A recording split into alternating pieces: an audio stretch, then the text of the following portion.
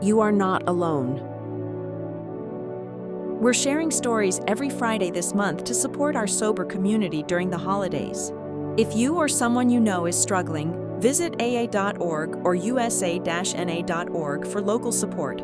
For immediate support 24/7, please call 988 Suicide and Crisis Lifeline. We believe in you. Warning: this content contains discussions of severe drug and alcohol abuse, which some individuals may find distressing. Discretion is advised. I pulled over to the side of 405 and I just surrendered. Like, I just cracked open. It all just came out. I just sat there sobbing, broken, was like, I give up. Fine, you win. What's next, right? And as I was sitting there in just this mess, just covered in snot, what I heard, as if there was someone in the passenger seat, like a real voice. Now, I don't think it was great that I was hearing voices, by the way. Okay, that's okay. But it was okay. Just where I was at. Calm down. Just where I was at. As if there was someone in the passenger seat, I heard, you can do this now. The next time I come for you, you'll be on empty.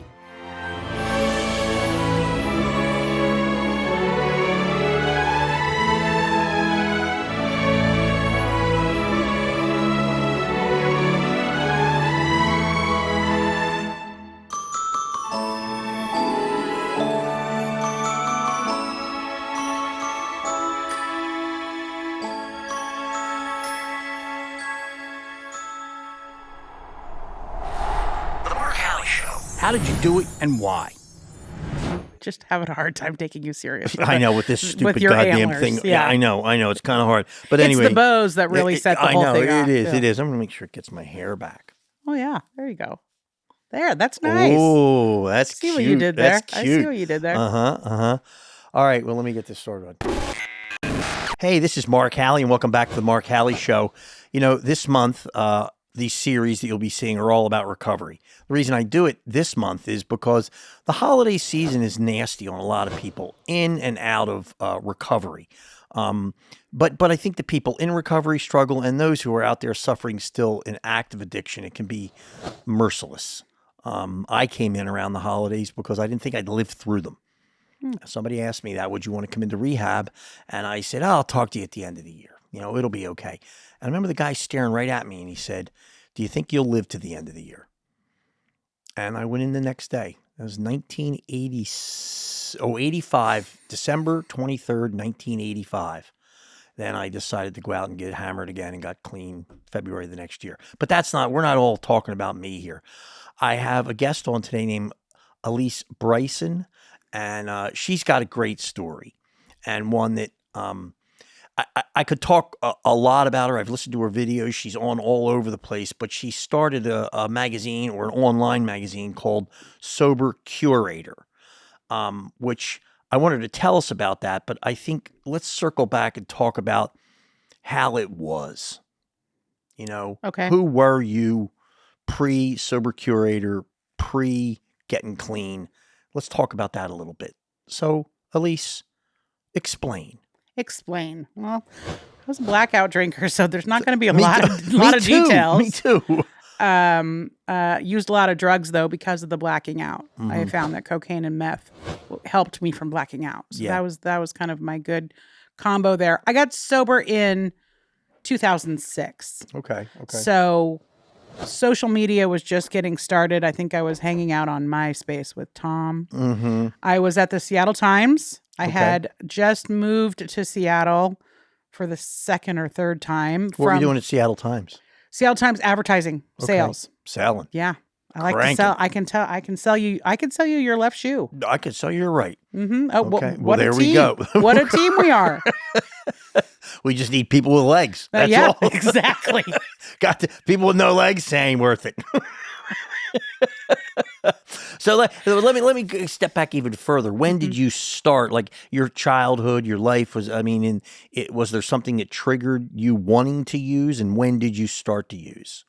I was a late bloomer. I did not start using drugs and alcohol until I was 16. So got a late start compared to some, right? Mm-hmm. Compared to some. But no, I grew up in a good Christian home, evangelical in the 80s, you know, and nobody in my family drank, do drugs. My parents are still married over 50 years. I went to a private Christian school. But then when I went to high school, there was no private Christian school option. So that's when I went into public school. And my first year as a freshman, I was doing all the good girl things, ASB and advanced classes running. and whatever. But then I realized all the cool kids, what they were doing. So by my sophomore year, that's when I started drinking and using drugs. A lot of people say they felt like they found an answer or they adjusted something. Sounds to me like you didn't have some trauma that you were trying to recover from. You just got hanging with people who were partying and the fun people. Yeah, I mean, if there is trauma, it's buried so deep I don't have any memory of it. I actually don't have a lot of memories from childhood. But I also have killed a lot of brain cells. So who knows? But yeah, I think I just drank to fit in. And the first time I drank, nothing happened. I actually drank a lot. I didn't get drunk. Nothing happened. I was like, this is Bummer. lame. Yeah, it was a total lame thing. But the second time, Boone's Farm, it got me there. Oh, right? I remember Boone's Farm. Yeah. Or Mad Dog 2020. I don't remember which one it was. The Old crap English stuff. Whatever crap I could get. Yeah. But yeah, I just wanted to be cool. I wanted to be one of the cool kids. I wanted to fit in. And then I definitely liked who I became when I was intoxicated, because then I was invincible. I could do anything. I could talk to anyone. I was funnier. I was smarter. I don't actually think I was funnier or smarter, to be clear, but I thought I was. Sure. That's, I mean, you're, what is it? A hero in your own mind, whatever they call it. So when would you say it sort of took a turn? Was there some time in your life where you went, maybe for whatever, at some point in time where you say it kind of went from fun to, let's say now it's becoming a little bit of a necessity? Well, it was, I'm sure within the first 6 months of using and drinking that I started blacking out. Okay. And the first time I blacked out, it was terrible. I was like, oh, that's awful. I can never do that again. The second time it happened, it wasn't as scary as the first. And, by the time it had happened a handful of times, I just thought everybody blacked out. Yeah. So I thought it was the normal. I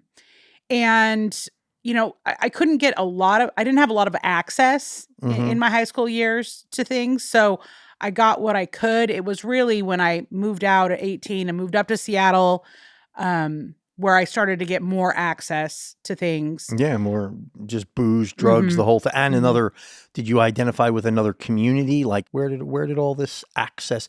So you have the access. When did you start taking advantage of the access? Well, bad things happened pretty early on. Like I found when you put yourself in sketchy places with sketchy people, sketchy things happen. Yeah. And so I had a lot of bad consequences really, really early on. And I don't need to get into the dirty details of those, but it was enough that I should have stopped from the get, but I didn't.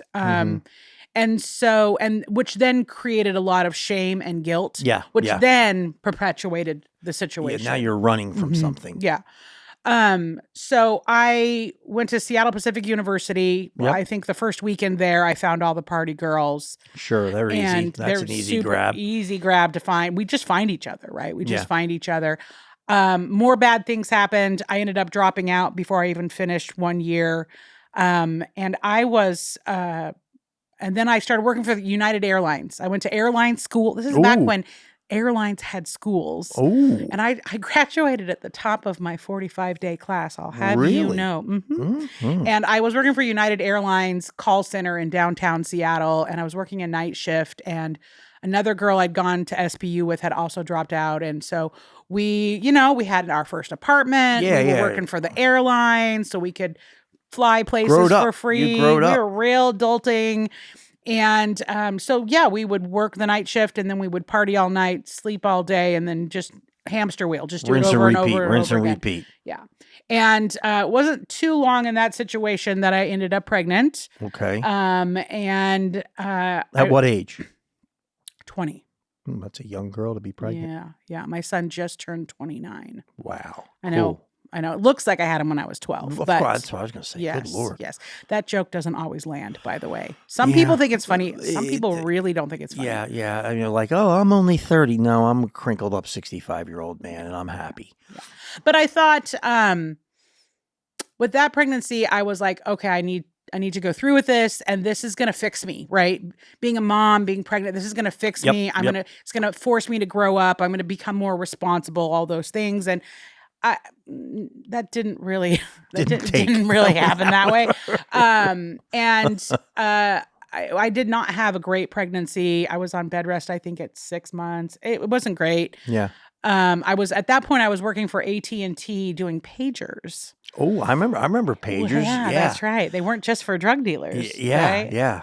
And they were testing a program it was very, very innovative. It was working remote from home. Whoa. I know. Whoa. Jump on that. Mm-hmm. And so after I had my son, I was part of that. I had gone back to work after the very short maternity leave, and I was going to be working from home. But then things just fell apart really quickly between me and his dad. And I never was married. And I think my son was 2 months old, 3 months old when I was like, this is not going to work.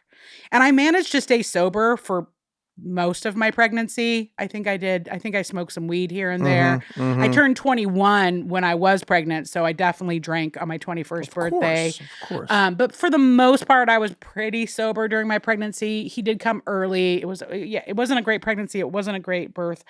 But he was only a couple months old when I realized, like, none of this is working. I need out. And so I called my parents, and, they had just been waiting in the wings with the U-Haul, just like, please call us. Yeah. I could imagine that with 5 girls. I'd be like, oh my God, pray for this to end. So for the first year, I just lived with my parents. I was like I had a living doll, right? Yeah. And I would do MTV workout videos, and I would play with him, and I would scrapbook, and I was like, this is great. And I didn't drink at all. I was really somehow magically sober-ish. And, but then they were like, you need to get a job. You need to, you can't just sit here and play doll forever. And so by the time I was 22, I was back to actively drinking and using again. Mm-hmm. And that whole having a kid is going to fix that didn't fix that. That wore off. Yeah. So I spent my entire 20s moving in and out of my parents' house with my kid. And but I had fallen into advertising. I was working at a cell phone place, and this gal had come in that I'd gone to high school with to get the weekly ads for the newspaper. That's back in the day when they actually picked up the ads, Yeah. And she was like, "Hey, I got a job at the Everett Herald, so I'm gonna leave. You should apply for my job." And I was like, "I don't know anything about advertising. I don't read the newspaper." And she's like, "Well, it doesn't really matter. It's gonna make more money than you're making here, and you can talk to anyone. So you should just try." Yeah, just give it a And whirl. I was like, "More money's good.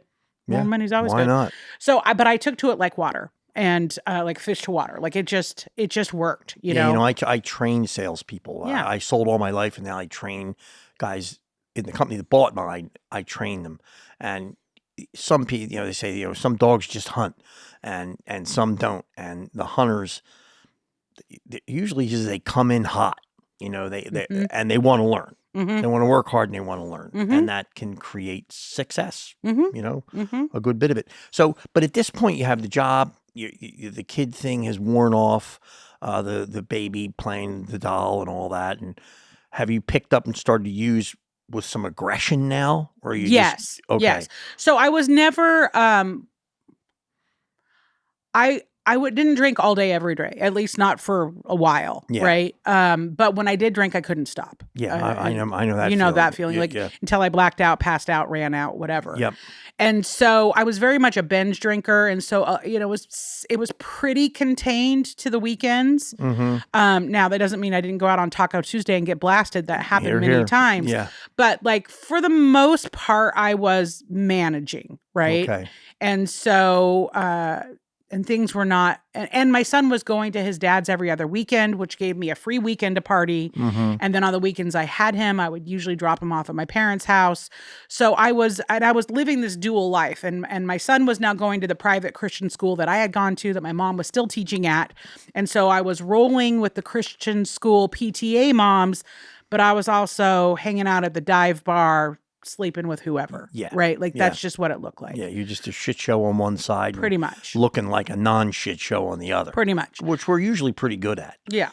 So 9 years of that, 8 years of that, I woke up one day and had burned through I mean, I had burned through a lot of bridges in a very small town. And I just was like, I have to leave. Like, I can't be here anymore.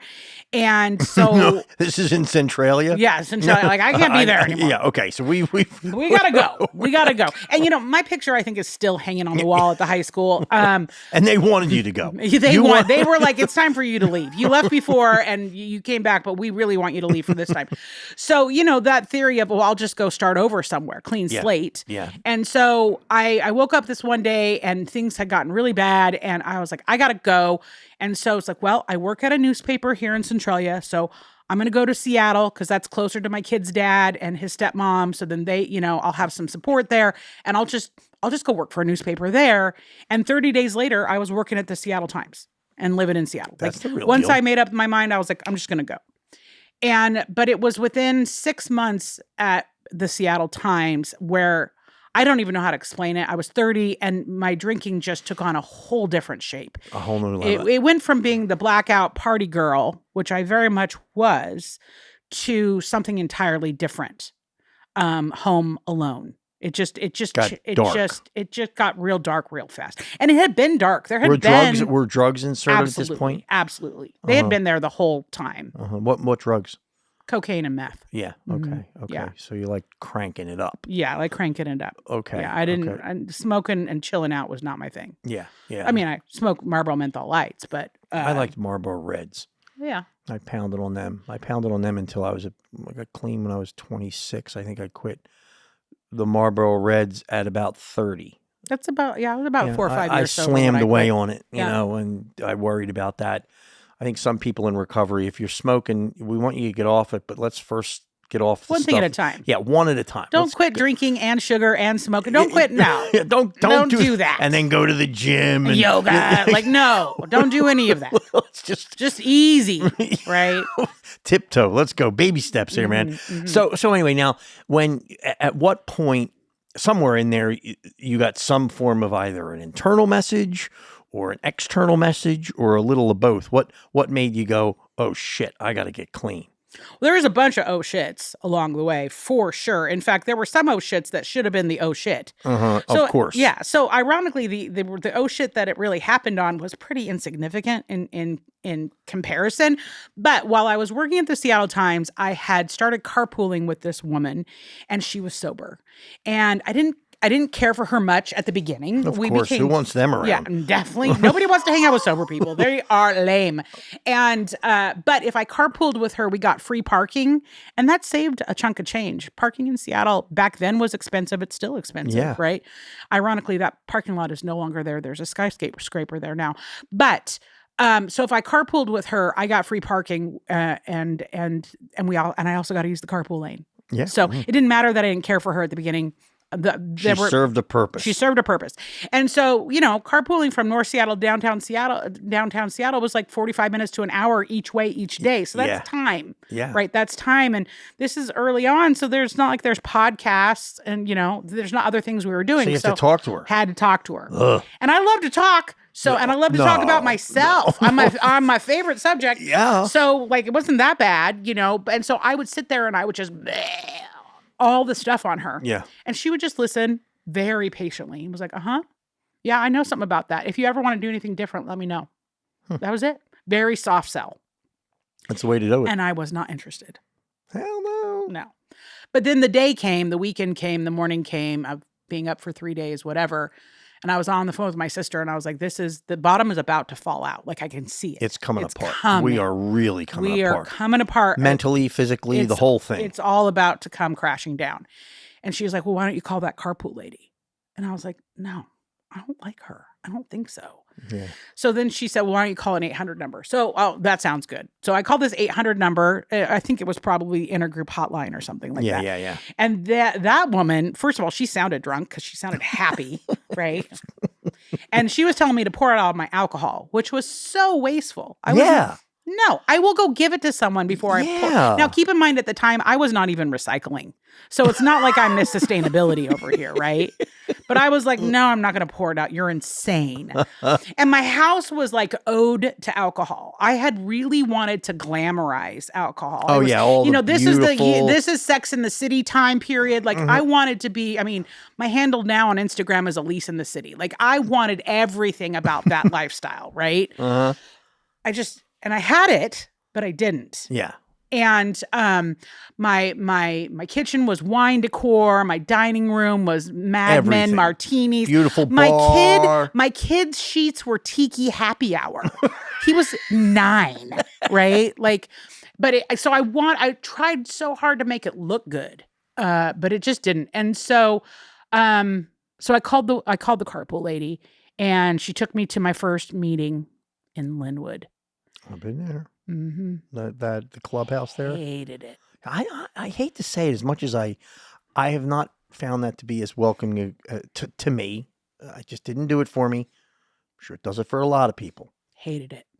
I went in though. All I heard was the differences. I went in as Judge Judy, just comparing my outsides to everybody else's. I just, I was like, no, I don't belong here. Yeah, I don't belong here. Everybody who opened their mouth is an asshole. Yeah, no, you don't know anything. Yeah, you don't know anything about my life. You don't know anything about what I've been through. And so that didn't work. Right. So obviously 12-step doesn't work. Obviously. Cross that one off. Move on. Next. So then I started, working at the Times, I had really good insurance. And so I started going to different therapists. I went to different places to take and I ended up at a treatment center in Kirkland for women doing an intake. And for whatever reason that day, I didn't lie. I was honest about how much I was using, what I was using. I just told the truth, which was not like me at all. So something clicked in somewhere. Something. And so they were recommending inpatient. And I was like, I can't do that. I'm a single mom with one income. I have a career. And I was selling advertising to luxury automotive dealers on the East Side. That was my gig. Okay. And I was good at it. And so I was like, I can't do that. What are my other options? Because I'm not Sandra Bullock. This isn't 28 days. No. Right. And so they were like, well, we do have outpatient IOP. Yep. Most people do inpatient before outpatient. But it is an option that you could do, after work. And I was like, okay, that's what I'm going to do. IOP, by the way, is intensive outpatient, Mm-hmm. which means you go, I think it's 3 hours a day, mm-hmm. 3 days times a week. Yep. And mm-hmm. it works. It does. It works for people. And, yeah. Anyway, continue. You go to IOP. So this was like middle of April. And I was like, okay, I can do that in June because my son will be out of school. He can go stay with my parents. So then I'll work during the day. I'll IOP at night. I'll hang out with him on the weekends. So I was going to project manage my rock bottom. Sure. Right. As one does. Yes. And Grab so control. They were like, this isn't the best plan, but if it's the only one you'll agree to, fine. What are you going to do between now and then to not drink? Who said I was going to stop drinking now? I'm going to be preparing. No. Yeah. No. And I was like, and they're like, well, have you gone to a meeting? Oh, yes, I already did that. They suck. It doesn't work. They don't work. No. So that's not going to work. And they're like, well, we have one here on Tuesday nights. It's all women. It's for the women that are inpatient, which we still recommend. But the people that have been through it, they come back. So you're welcome to come anytime.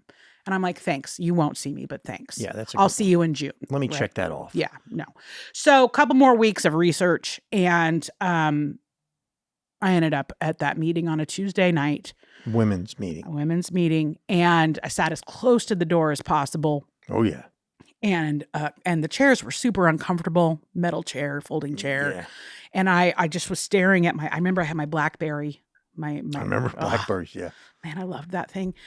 It was like red. It was like a burgundy red. It was a great phone. And I just didn't want to be there. But I was really out of ideas. Yeah. And the wheels were coming off, And so for whatever reason that night, every woman that spoke had exactly my story. In fact, So we might have been dating some of the same people. I don't know. It seemed suspect. You know what I'm saying? It seems suspect. But I was really overwhelmed because it was in that moment that I was like, I no longer was making the joke about being an alcoholic. I was like, oh shit, no, I am an alcoholic. And so are they. And this is what I'm going to have to do about it. And it was super overwhelming. Right. And Sure. I couldn't get out of there fast. And I didn't stay for the circle at the end. I didn't put my chair away. Like I ran to the parking lot. As soon as it was over, I was out the door. And I got, because I was emotional. I didn't want to cry in public. And I was driving home up 405 because at the time I lived in Mill Creek. And I was so mad at God. Because I've had a God my whole life. Again, grew up in a Christian home. So the God thing, like, I don't know anything else. So, but I was mad, you know? It's like, really? You're going to take this? You're going to take away vodka? Like, I don't have anything. I don't have any money. I don't have a husband. I don't have a house. You know, I barely have a job and a car. And now you're going to take away my vodka? Screw you. Yeah, you know? yeah. And I'm mad. And I'm like, if this is really it, MF, if this is really it, then give me one more sign. And I'm sure I was doing this like while my Marlboro menthol was hanging out my mouth, right? And as I'm in my car, headed up 405, demanding a sign from God, a ding goes off in my car. Uh-oh. Uh-huh. And I look down on the dash and it says, perform service. So this effectively, you'd call this a vision. Yeah, this is my burning bush moment. Really? So you had that. Yeah. Now, what I really needed was an oil change, okay? But obviously, spiritually, I needed an oil change too. Like that's what was happening, right? So, but it was such a defining moment for me because I was demanding a sign from the universe, demanding. And it was like, okay, girl, here you go. It's in your, and I had no idea how much leverage and mileage I would get out of this story of perform service. I had no idea, right? And I pulled over to the side of 405 and I just surrendered. Like I just cracked open. It all just came out. I just sat there sobbing, broken, was like, I give up. Fine, you win. What's next, right? And as I was sitting there in just this mess, just covered in snot, what I heard as if there was someone in the passenger seat, like a real voice. Now, I don't think it was great that I was hearing voices, by the way. Okay, that's okay. That's but okay. It's just where I was calm at. down. Just where I was at. As if there was someone in the passenger seat, I heard, you can do this now. The next time I come for you, you'll be on empty. And my gas tank was just below a quarter of a tank. When the perform service went away, the gas meter thingy came up. And that's what I saw. And then that's what I heard. And I did not want to know what empty looked like. Yeah. Because I couldn't imagine being more empty than I was in that moment. And so I was like, fine, you win. I'm done. I'll do whatever. And you got clean. That was it. I haven't had a drink or a drug since that night. Wow. But it's not because I haven't wanted to. I wanted to a bunch of times. Yeah. I mean, I know that in my recovery, over my whole life, it reached a point for me where I used to think, okay, so where are you going to go here? You don't like where I am. I've struggled with depression. I've had anxiety. I've, gotten help, all that, you name it. And what it came to is, okay, it was like, you can go right and get fucked up, or you can sit here and it just sucks. Mm-hmm. And sometimes it just sucks. Just sucks. And, it's like, well, tough shit. Mm-hmm. So what's the choice? Mm-hmm. And thankfully for me, it got driven home to me that the choice isn't getting drunk or high. Mm-hmm. But it didn't mean I didn't have lousy days, and sometimes at some length. Mm-hmm. It's not fun when you're not hitting the ball. No, and I know there are some people that they make a decision and then it's like amazing. It's like rainbows and butterflies and pink clouds. That was not my experience. No, nor I had a brief one, but I'll just say this. I think a lot of people in the program who will say that at meetings, I think it sounds good. But most people I know with any level of intimacy, it isn't all, you're kind of like, wait a minute, that sounded good, in an audience of 50 people. But when you and I get to know each other, most people's lives are, they got a little bit of a shit show going on, usually somewhere. Total shit show. Or in their head, or whatever it is. So, And I think the years and years of being sober, I think that that's not only true of recovering people. Yeah. I think that mental anguish or emotional whatever sideways is going on all around us. I think we're fortunate and we found some place to direct that or follow a path, which happens to be the 12 steps for me. Me too. But now you obviously you've got you're a bit of, we'll call it a pepper pot. You ever heard of that saying? No, what's a pepper pot? A pepper pot is just somebody who's like, I don't even know what a goddamn pepper pot is, but I got called a pepper pot by an old lady once. A pepper pot is, he's a hard one to keep control of. He's woo pepper pot, jumping. I don't know what the hell a pepper pot is, but I always call myself a pepper pot. I don't know, because this old lady said it to me. I was going out with her granddaughter, and I was just 17-year-old kid, like bouncing all around, and she could see that I was a pepper pot. And she grabbed her granddaughter by the arm and she said, "Watch out for that one. That's a pepper pot." Wow. So you're a pepper pot. I'm gonna find ways to work this in the conversation. Yeah, I mean a pepper pot. Now we gotta find out what the fuck a pepper pot is. Yeah, let's brand it. And make man, make an online store. Yeah, there we go, pepper pots. But anyway, you now the big thing that you've done is you've created a community around this Sober Curator, and if I read it right, it's you want to show that it's fun being sober. That it's not, or that it's not just a bunch of people. Because look, who wants to go to an AA meeting? Nobody. Who wants to think of, hey, let's go somewhere where there's 10 sober people on a Saturday night? Not me. Well, not me a long time ago. Yeah. So you tell us about not at first. I mean, being in media. And because I've been in media now for most of my adult profession. So I've had this front row seat at watching social media come online, right? Yeah. And then all of a sudden, somewhere around 2014, 15, like all of a sudden there's like people talking about sobriety on Instagram and on Facebook. Yeah. And now everybody has there's podcasts and everybody has a book. In 2006, there was only like 3 books at Barnes and Noble. Oh God. And that's when 1986. There was tell you like what. one, right? One. Yeah. Yeah.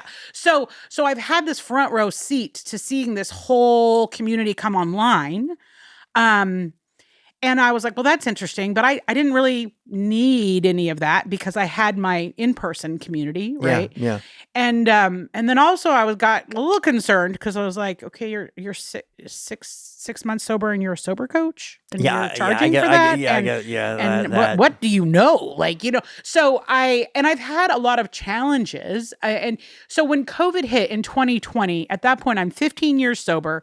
I have survived. I had emergency heart surgery at the age of 40, 10 years sober from being a workaholic. Yeah. At 13 years sober, I survived cancer. So I've been through some things in sobriety. And so I'm watching this whole thing and I'd been watching it and I was like, okay, some of it's okay. Some of it's cool. I bet I would have used it in early sobriety if it had been available. Sure. But who is creating content for the people that have been doing this for a while? The old timers, the long timers, where's the content for those people? Because I don't need to read an article about how to navigate a date sober. I've already done it badly 10,000 times. When I first still single for a reason, folks. I'm not going to say, why are you still single? That's another episode. You can have me back. We'll break that down. But no, so I wanted, where was the content for me, right? And also I love pop culture. I love consuming content in story form, whether it's documentary, TV show, book, whatever. And so I also wanted to see where's the evolution of how we're portrayed on screen, right? Because it doesn't need, I love Sandra Bullock 28 Days. It's a classic, right? But now I want to see the character on TV that has 10 years sober and is navigating something. And we're starting to see that. Yeah. But typically when our community is represented on the silver screen or the flat screen, you see the rock bottom, you see them go to some church basement, and then you don't know what happens next. Yeah, and it's like the end of the movie is, and they made it. Right? No. Actually, that's where the story starts. It's not where the story ends. And a lot of them, unfortunately, it's a minority who get there and stay there. Correct. By, there's a lot of, what do you think? It's 1 in 10 that get clean, that walk into a hall. Math, Matt, 1 in 10. 1 in 10. There's a bunch of math in the prefix, in the book where that gives you the math that's pretty accurate. I can tell you that there are at least 24 million people in the United States that identify as being in recovery. So that's a pretty big audience, a lot of people. Right? And so when COVID hit, and now I'm stuck working at home and I'm no longer going out traveling, I'm not doing any of the things I have been doing. Yeah. All of a sudden I had time. And so I was like, well, you've had this idea of launching this online magazine. I used to run a magazine in Seattle for almost a decade. Yeah. So I knew a thing or two about lifestyle content. I know social media. I know email marketing. I know all the things. So why don't you just do it? Like, you're going to be, because, the first couple of months in COVID, like everybody else, I was like crafting and making banana bread and watching watching all of Netflix, right? Oh, of course. But then I was like, okay, we're going to be here for a hot minute. And I want to, and this is a gift. Time is a gift. I want to be able, when this is over, because it was eventually going to end, and it did, I wanted to be able to look back and say, I used the time wisely. Yes. Like, I built something. Mm-hmm. And so in the summer of 2020, I had taught myself WordPress. I decided I'm just going to start, but I also knew if I'm going to create this lifestyle content that shows that sobriety can be fun and entertaining and thriving, then it can't just be me and my opinion and my taste. I mean, I have excellent taste. Well, no, what I was going to say when you came in here is, who cares what anybody else says? I mean, thank you. You are here, and we know, and anybody listening knows that you know everything. Well, no. But I know a lot of fun things and a lot of stylish things. Like, I know things, And you have a personality for it. I have a little bit of a personality. A little bit, just a tiny bit. It's small, just but eeny bit. It does all but right. It takes that. I mean, it takes, you like to get out there. You like to sell. You like to, scream from the top of the hill. So well, and I love content creation, but keep in mind, I was running a magazine, so I was not the one writing content. I was not editing. I was not making the graphics. I was not scheduling social media. What magazine were you running? Seattle Met magazine. Wow. Yeah. That's a real deal. A real deal. Real Real deal. deal. Mm-hmm. And then during COVID, I was at King 5, the NBC station. I was working on their lifestyle shows. Okay. So lifestyle content is my professional shtick. And I consume it through the lens of sobriety. So how can I put together this archive of content that showcases how our community is represented in all these places, whether it's travel, whether it's entertainment, whether it's food and drink, right? And so I was like, well, it can't just be me. So I'm going to need some people to contribute, right? So I started with 3 other people. And 5.5 years later, there are 40 of us, 30 active, but 40 members of the community creating content. Predominantly, we're in the United States. We have 2 in Canada. They're very nice. By now, wait, so we have this, let me say, what is the sobercurator.com? It is a lifestyle hub that features beverage reviews, health and wellness, lifestyle being dating, parenting, crafting, fashion, shopping, all merchandise. around sobriety. Yeah, all around sobriety, entertainment, book reviews, movie reviews, documentary reviews, TV show reviews, is this music. now an active business for you, I presume? Yeah. That's what you do full time? Not full time. Okay. I don't know that I want to do it full time. Yeah. It may come to a point that it demands me to, but I still think that I have more to offer the world than just sober pop culture. As much as I love it and I find it entertaining, there's just other things that also still light me up. Yeah. But there's still a fair amount of that. Yeah. And we have a podcast and we have an email newsletter list. And yeah, no, I've seen it. It's for anybody who, let me repeat that, Sober Curator. Check it out. It's the real deal, and it brings, it's got flair. It's got good content. What I've seen with you on videos is fun. It's just good. It's just good stuff. It's fun. And there's a bunch of different people. So if you don't like me, that's weird. But if you don't, there are like 30 other people that you might like what they're doing, right? Yeah. So whether it's sober horoscopes or sober travel or beverage reviews, there's just something for everyone there. We have an events calendar. We have a retreats calendar. We've got our finger on the pulse. And Sober Cafe. All of it. Yeah. Sober Beyond. Yep. Yeah. We're following all of it.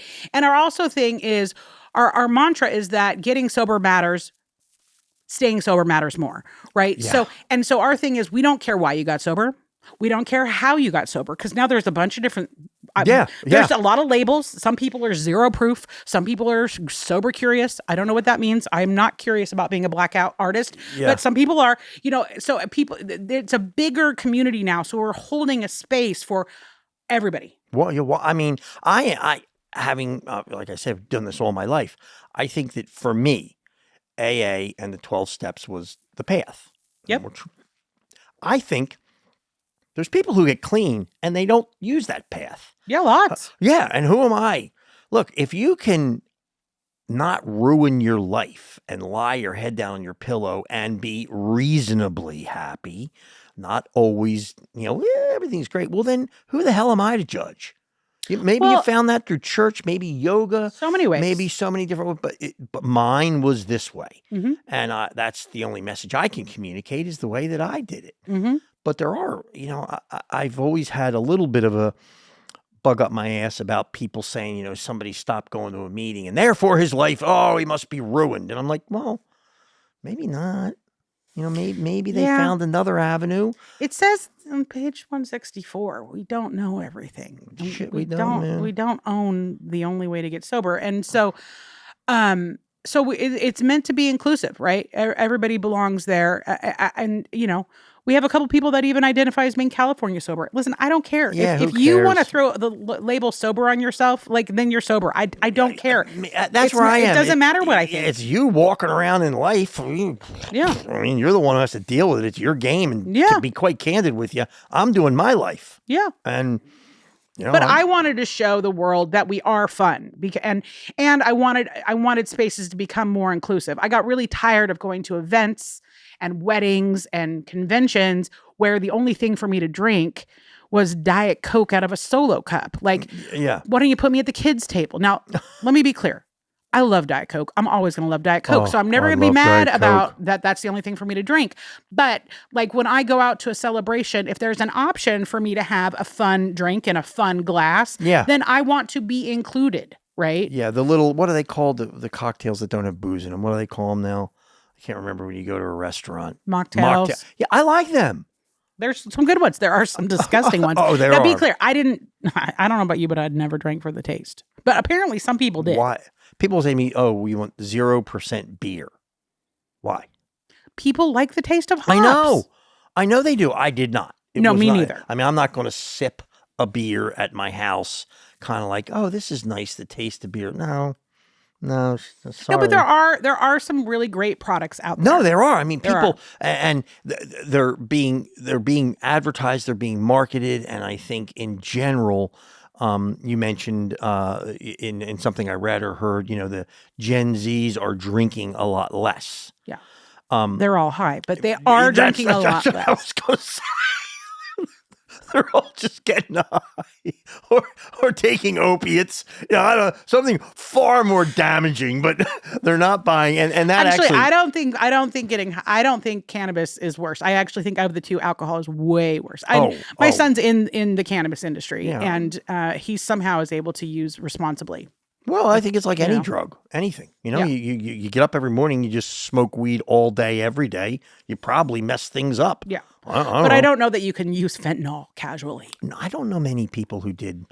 No, I don't know many people. Yeah, I just do heroin on, Friday nights with my friends. Yeah, that doesn't happen. The ones that I hear that are coming in are pretty beat to shit. Yeah. The ones that I get. Well, listen, we have taken, you are so busy and so important. Really?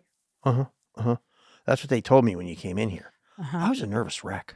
Were you nervous? Uh-huh. Oh my God. I thought you were going to come in here and be just like this power girl. I mean, scary. I have actually gotten that. I have gotten that. In fact, my work wife for life, Libby Sundgren, we do a podcast together called Beats Working, Winning the Game of Events. Cause I do events when I'm not talking about being sober. And I get paid to party. It's great to be me. And so, but she worked with me at the magazine. She worked with me at the TV station. And apparently she will tell you the story. She will tell anybody the story that when she first started working with me, she was terrified with me because I'm confident and I'm not filtered. It's so interesting. I find the minute I meet you, I'm like, okay, let's bring it on. Like your personality's one where I'm like, oh, come on, let's do it. There's one salesperson talking to another. Let's just hit it. You know? We've already started 3 businesses. Like, yeah.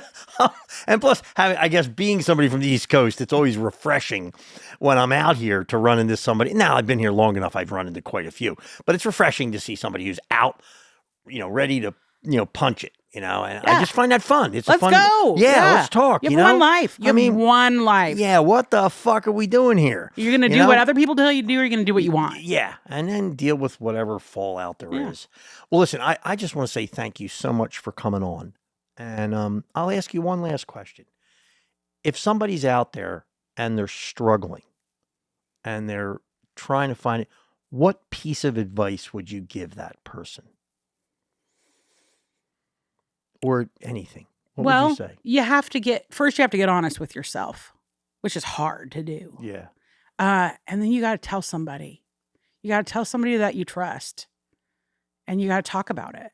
Like, our secrets do keep us sick, right? Yeah. And so, and that doesn't mean talk about it. I'm not saying like start a Twitter account and I'm not saying that, right? You have to be careful who you talk to, especially in the early days. Who you surround yourself is definitely going to mold who you become. Yes. And I've been very fortunate in both my professional and personal life to have been surrounded by incredible people. And some of them are sober and some of them are sober allies and just support my journey. Yeah, just people right? Because I'm not anti-alcohol. Like if you can drink, good for you. I'm actually jealous. Hey, you want to know if you're an addict? Hang out with a social drinker. my wife will have like last night 1 drink. Did she even finish it? No, she did finish it. And then on me, I'm like, I hate it when people don't finish. I'm like, are you going to finish that? She'll get through the second, like halfway through the second martini and be like, whoo. I'll be like, Carolyn, you got to drink 8 more. Keep going. And we got to get you up tomorrow and start again. Okay. You can't get to where you got to go. This is hard work. And so I think that's a very good point. Share, open up. Yeah, open up to somebody that you trust, right? Yeah. And there's so many resources out there now. There's so many places to just listen to other people's stories.